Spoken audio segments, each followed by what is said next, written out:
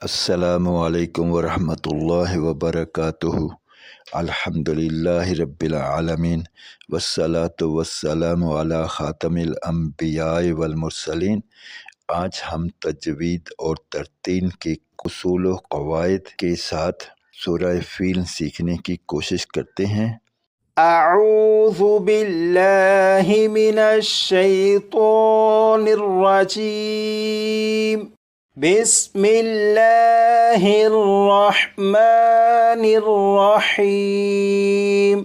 यहाँ से पढ़ना शुरू करेंगे। आप यहाँ पर देखें, यह है मीम और मीम के ऊपर जज्म है, यानी ये मीम साकिन है और मीम साकिन के बाद ता है, लिहाजा इस मीम साकिन में गुन्ना नहीं करेंगे, क्योंकि आपने मीम साकिन के बारे में पढ़ा हुआ है कि अगर मीम साकिन के बाद हर्फ बा और मीम के अलावा कोई भी हर्फ आ जाए तो मीम साकिन में गुन्ना नहीं करेंगे।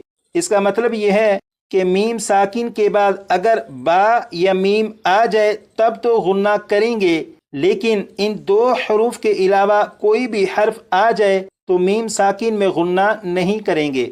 अब यहाँ पर देखें, मीम साकिन के बाद ता है, लिहाजा इस मीम साकिन में गुन्ना नहीं करेंगे और इसे इस तरह पढ़ेंगे अलम अलम।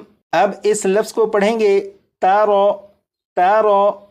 अब इन दोनों को मिलाकर अलम तोरो अलम तोरो। अब इन दोनों अल्फाज को पढ़ेंगे और यहाँ पर आप देखें, ये है या के ऊपर जज्म है, यानी ये या साकिन है और या साकिन से पहले काफ के ऊपर ज़बर है। जब या साकिन से पहले ज़बर है तो ये या लीन है और या लीन के बारे में आपने पढ़ा हुआ है कि या लीन को बग़ैर खींचे बग़ैर झटका दिए नरमी से मारूफ पढ़ते हैं, लिहाजा ये जो काफ है इसे खींच कर नहीं पढ़ेंगे बल्कि बग़ैर खींचे पढ़ेंगे। जैसे कैफ़ा फ़अला कैफ़ा फ़अला। अब यहाँ से इस लफ्ज़ को पढ़ेंगे रब्बुका रब्बुका। अब इन दोनों अल्फाज को पढ़ेंगे और यहाँ पर आप देखें हा के ऊपर खड़ा ज़बर है, इसलिए हा को एक अलिफ के बराबर खींच कर पढ़ेंगे। जैसे बिअस्हाबिल फील बिअस्हाबिल फील। अब इस पूरी आयत को अलम तरा कैफ़ा फ़अल रब्बुका बिअस्हाबिल फील अलम तरा कैफ़ा फ़अल रब्बुका बिअस्हाबिल फील। अब यहाँ से पढ़ेंगे और यहाँ पर देखें, ये मीम साकिन है, इस मीम साकिन में भी गुन्ना नहीं करेंगे। जैसे अलम यजअल अलम यजअल। अब यहाँ पर देखें, यहाँ पर ये यालीन है, इसलिए यहाँ पर इस काफ को बग़ैर खींचे पढ़ेंगे और यहाँ पर ये जो मीम साकिन है इस मीम साकिन में गुन्ना नहीं करेंगे। जैसे कैदहुम कैदहुम। अब यहाँ से पढ़ेंगे, आप यहाँ पर देखें, ये है या साकिन से पहले फ़ा के नीचे ज़ेर है। जब या साकिन से पहले ज़ेर है तो ये या मद्दा है और या मद्दा को एक अलिफ के बराबर खींच कर पढ़ते हैं, इसलिए यहाँ पर या मद्दा को एक अलिफ के बराबर खींच कर पढ़ेंगे। अब यहाँ से शुरू करते हैं फ़ी तौदलील फ़ी तौदलील।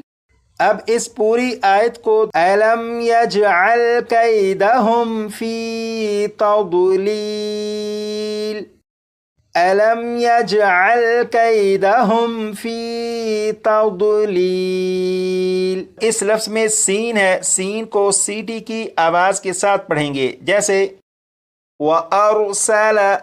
अब इस लफ्ज़ को पढ़ेंगे, इस लफ्ज़ के आखिर में मीम साकिन है और मीम साकिन के बाद तो है, लिहाजा इस मीम साकिन में गुन्ना नहीं करेंगे और यहाँ पर यालीन है, इसलिए लाम को बग़ैर खींचे पढ़ेंगे। जैसे अलैहिम अलैहिम। अब इस लफ्ज़ को पढ़ेंगे, इस लफ्ज़ के आखिर में और रा के ऊपर दो ज़बर हैं, यानी तनवीन है।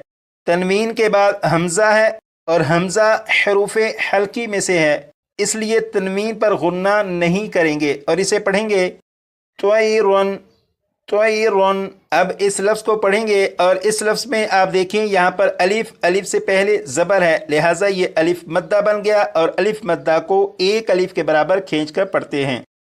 ابابیل، ابابیل، اب اس پوری آیت کو جیسے وَأَرْسَلَ عَلَيْهِمْ طَيْرًا أَبَابِيلَ، وَأَرْسَلَ عَلَيْهِمْ طَيْرًا أَبَابِيلَ، یہ جو لفظ ہے اس لفظ کے آخر میں میم ساکن ہے، اور میم ساکن کے بعد یہ جو لفظ ہے اس لفظ کے شروع میں با ہے، یعنی میم ساکن کے بعد با ہے، اور آپ کو معلوم ہے میم ساکن کے بعد با آ جائے تو میم ساکن میں غنہ کریں گے۔